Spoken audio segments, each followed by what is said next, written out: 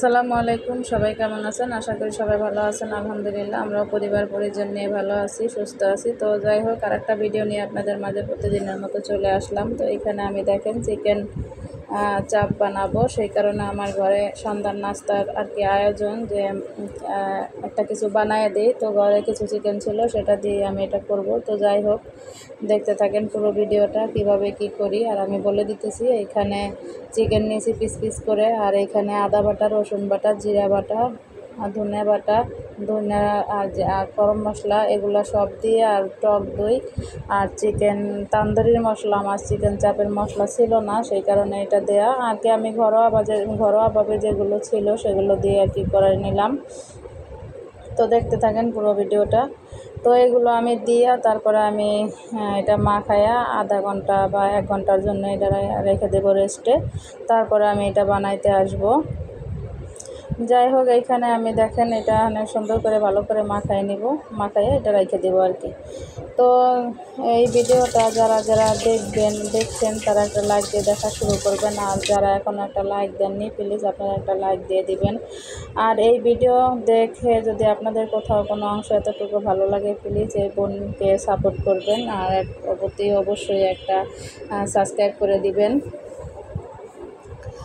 আর আপনাদের কাছে তো প্রতিদিন বলি, তো যাই হোক, আপনাদের যদি ভালো লাগে তো প্লিজ এই কাজটা করে দিবেন। আর এইখানে দেখেন আমি চুলায় দুধ বসাইছি, 1 চুলা, আর 1 চুলায় চিকেনটা ভাজতেছি। তো আমরা দুধ চা করবো সন্ধ্যায়, কী খাওয়া যায়, কী করা যায়। আসলে আমার প্ল্যান ছিল না যে আমি একটু ভিডিও করব, তো এইভাবে যাই হোক মনে পড়লো হঠাৎ করে, তো এইভাবে ভিডিওটা করে নিলাম।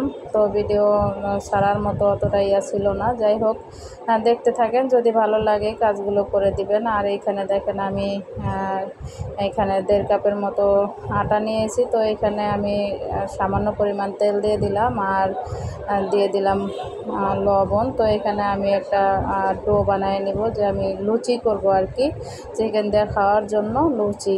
তো এই তো আমার সন্ধ্যা শর্টকাট নাস্তা। যদি ভালো লাগে তো আপনারা আমার সাথেই থাকেন আর দেখতে থাকেন পুরো ভিডিওটা কেমন লাগে। তো এখানে আমি চিকেনটা ভাজার পরে মাছ ভাজা বরাবর আমি কিছু পেঁয়াজ কেটে রাখছি, সেগুলো দিয়ে দিব। আর আমি এখানে আজকে কাঁচামরিচ দিই নাই, আমি শুকনো মরিচ দিয়ে আমি এটা করে নিলাম। কাঁচামরিচ দিয়ে দিলে ভালো লাগে। আর এখানে দেখেন দুধ চা বানাবো, তো আমি এখানে চিনি আর চা পাতাটা ইউজ করলাম আর কি। তো যাই হোক, আপনারা দেখতে থাকেন।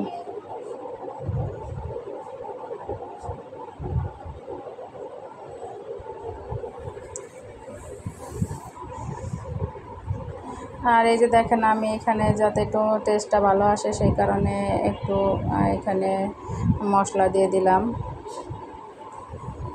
মশলাটা হলো আপনার ম্যাজিক মশলা আর কি। আর এখানে আমি যে আটাটা মাখায় রাখছিলাম সেটা এখন এখানে লুচি বেলে নিতেছি, এটা আমি ভাজবো আর কি।